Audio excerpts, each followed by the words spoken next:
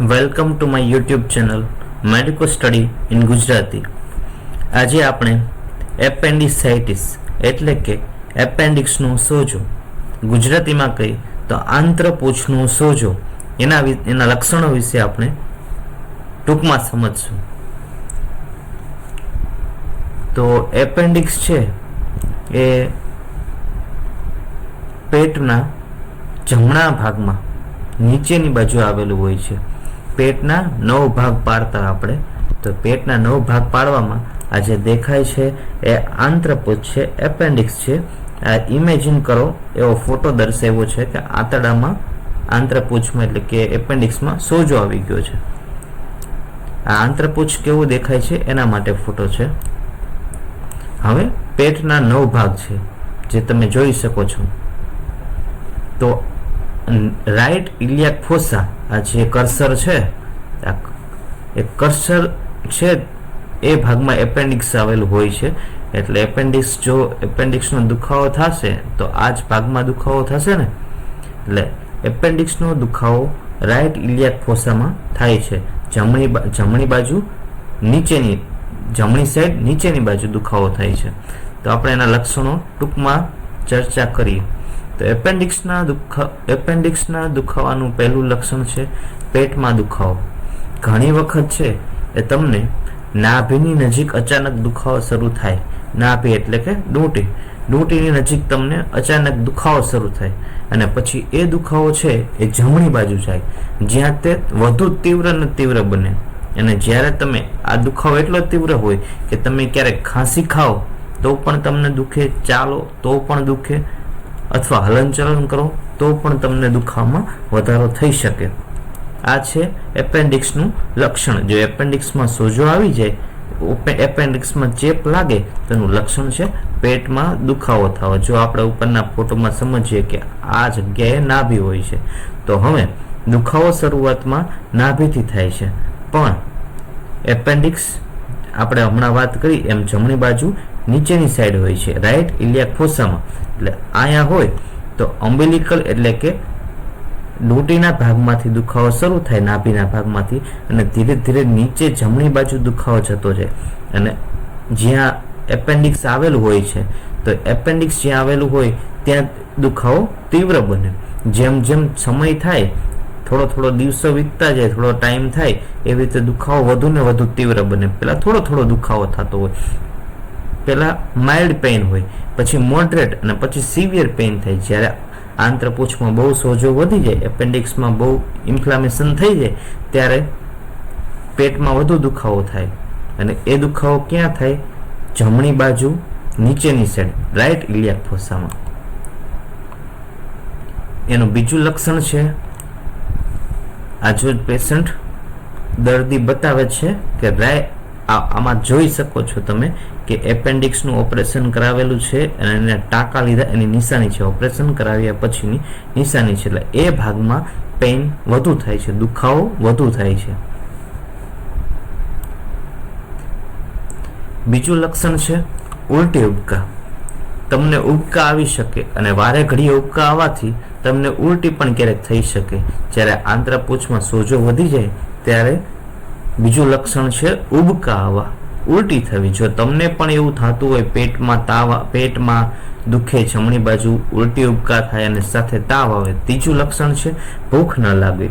હવે કોઈ પણ બીમારી થાય એટલે મોટા ભાગના 99% લોકોને એવું હોય, 90% લોકોને, કે કોઈ પણ બીમારી થાય એટલે ખાવાનું ઓછું થઈ જાય અને ભૂખ જ ન લાગે. હા, ઘણા લોકોને એવું હોય છે કે બીમાર પડે તો પણ ભૂખ એટલી જ લાગે જેટલી લાગતી હોય, અથવા કોઈ એવા લોકો પણ હોય છે કે જેને વધુ ભૂખ લાગે બીમાર પડે તો. પણ 90% લોકોને એવું હોય છે કે તમને ભૂખ લાગતી ઓછી થઈ જાય, ખાવાની ઈચ્છા ન થાય. એને કહેવાય, ઇંગ્લિશમાં કહેવાય એનોરેક્સિયા, અને ગુજરાતીમાં ભૂખ ન લાગવી. દર્દીને ભૂખ ન લાગે. ચોથું લક્ષણ છે હળવો તાવ. તમારા શરીરનું તાપમાન છે વધી જાય, તમને થોડો તાવ આવે, પણ જેમ જેમ બીમારી વધતી જાય, એટલે કે આંતરડામાં સોજો દિવસે દિવસે વધતો છે, એમ તાવ વધતો જાય. પેલા માઇલ્ડ તાવ હોય, એટલે કે સાવ ઝીણો એવો તાવ હોય, હળવું તાપમાન વધે, બહુ તાવ ન આવે. પણ જેમ જેમ જો તમે સારવાર ન કરો તો તાવ ધીમે ધીમે વધતો જાય. આંતરડામાં જેમ ચેપના હિસાબે ઇન્ફેક્શન વધતું જાય આંત્રપુચ્છમાં, એપેન્ડિક્સમાં, એમ તાવ વધતો જાય. પછી હાઈ ગ્રેડ ફીવર આવે, એટલે કે બહુ વધુ તાવ આવે. એટલે જો આ 3 લક્ષણો છે એને મર્ફીઝ ટ્રાયડ કહેવાય. કોઈ પણ વ્યક્તિને 3 લક્ષણો જણાય, પેટમાં જમણી બાજુ નીચેની સાઈડ એટલે કે રાઈટ ઇલિયાક ફોસામાં દુખાવો થાય, અને એ દુખાવો ધીમે ધીમે વધતો જાય. અને જો તમે ઉધરસ ખાઓ, છીંક ખાઓ, ઉધરસ ખાઓ, ચાલવાની ટ્રાય કરો તો એ દુખાવો વધી જાય. બીજું લક્ષણ છે એક લક્ષણ છે પેટમાં દુખાવો, બીજું લક્ષણ છે ઉલટી ઉબકા, અને ત્રીજું લક્ષણ છે તાવ આવવો. જો આ એક સાથે 3 લક્ષણો ભેગા થાય તો તમને એપેન્ડિક્સનો દુખાવો હોઈ શકે છે. એટલે કે એપેન્ડિક્સમાં ચેપના હિસાબે એપેન્ડિસાઇટિસ, ઇન્ફ્લામેશન ઓફ એપેન્ડિક્સ, આંત્રપુચ્છનો સોજો હોઈ શકે છે.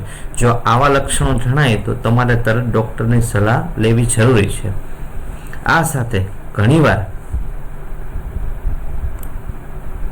બીજા પણ અન્ય સંભવિત લક્ષણો હોઈ શકે છે. આ લક્ષણની સાથે બીજા પણ લક્ષણો હોય. તો બીજા લક્ષણ ક્યાં છે?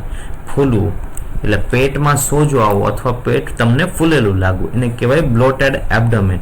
તમે પેટને અડો તો તમને એમ લાગે પેટ ફૂલાઈ ગયું છે, અથવા તો પેટમાં ભાર હોય એવું લાગે.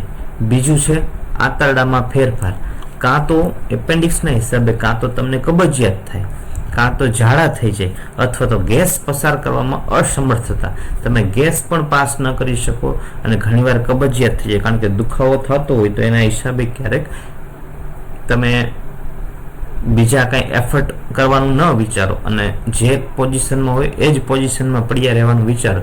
કે તમને ખબર હોય કે જો હલનચલન થશે તો દુખાવો વધશે, એટલે તેના હિસાબે ઘણી વખત આવા બીજા પણ સાથે આંતરડાના ફેરફાર જોવા મળતા હોય છે, કબજિયાત, ઝાડા અથવા ગેસ પસાર. જરૂરી નથી કે આ લક્ષણો જોવા જ મળે. ઘણીવાર એવું થાય કે દર્દીને આમાંના કોઈ લક્ષણ ન પણ હોય, અથવા તો 1-2 લક્ષણ હોય.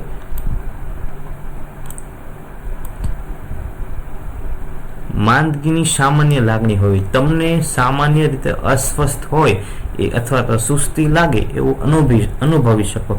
કોઈ પણ માણસ છે, ઘણીવાર તમે સાંભળ્યું છે કે બીમાર પડવાના હોય ને એટલે કે મને એવું લાગે છે કે મને તાવ આવશે, અથવા તો હું માંદો છું, મને એમ છે કે મજા નથી અંદરથી, જે આપણને એમ કહીએ કે અંદરથી મજા નથી, બસ એ જ feeling of not well being. તમે મજામાં નથી, અંદરથી અસ્વસ્થ છો. આ લક્ષણો થયા એપેન્ડિક્સના. હવે કોઈ પણ વ્યક્તિને જો એપેન્ડિક્સનો દુખાવો ઉપડે તો જરૂરી નથી એપેન્ડિસાઇટિસ એટલે કે આંત્રપુચ્છનો સોજો એના હિસાબે જો દુખાવો ઉપડે એપેન્ડિક્સનો તો જરૂરી નથી કે આપણે જે ઉપર બધા લક્ષણો કર્યા, ચર્ચા કરી, એ બધા જ લક્ષણો જોવા મળે. ઘણીવાર એવું થાય કે પેશન્ટને 1-2 લક્ષણો જોઈએ, પેટમાં દુખે અથવા તો પેટમાં ન દુખતા ઉલટી ઉબકા થાય અને તાવ આવે, તો આવા થોડા જ લક્ષણો જોવા મળે છે. પણ પેટમાં એપેન્ડિક્સ આવેલું છે અને ત્યાં સોજો આવે એટલે મોટા ભાગના દર્દીમાં પેટમાં દુખાવો તો જોવા મળે જ છે. તો જો આવા તમને કોઈ લક્ષણો જણાય તો તમારે તાત્કાલિક ડોક્ટરની સલાહ લેવી જોઈએ. અને ડોક્ટર જો સલાહ આપે કે સોનોગ્રાફી કરાવવાની, લોહીના રિપોર્ટ કરાવવાની, તો કરાવવા જોઈએ. અને ઘણી વખત છે એ જો દવા લેવાથી મટી જતું હોય પણ થોડા ટાઈમ પછી પાછું થતું હોય તો ડૉક્ટર ઓપરેશનની સલાહ આપતા હોય છે, એટલે કે આંત્રપુચ્છને કાઢી નાખવાનું ઓપરેશન કરીને. હવે આંત્રપુચ્છ છે એને કાઢી નાખે તો બીવાની જરૂર નથી, કારણ કે આંત્રપુચ્છ છે એ થોડોક વધારાનો ભાગ છે, એનું પેટમાં કાંઈ કામ હોતું નથી, પરંતુ એ આંત્રપુચ્છ એટલે કે વધારાનો ભાગ રહેલો હોય છે. તો જો કદાચ પેટમાંથી કાઢી નાખે તો એના હિસાબે તમારા જીવનમાં બીજી કાંઈ તકલીફ નહીં આવે. એટલે ડૉક્ટરની સલાહ અનુસરવી જરૂરી છે. જો તમને કંઈ ક્વેરી હોય આ વિડીયોમાં તો તમે મેસેજ કરી શકો છો, કોમેન્ટ કરી શકો છો, અને વિડીયો ગમ્યો હોય તો લાઈક કરો. Thank you all of you. જય માતાજી. આવા જ અવનવા બીજા વિડીયો જોવા માટે આપણી ચેનલ જોતા રહો, મેડિકો સ્ટડી ઇન ગુજરાતી.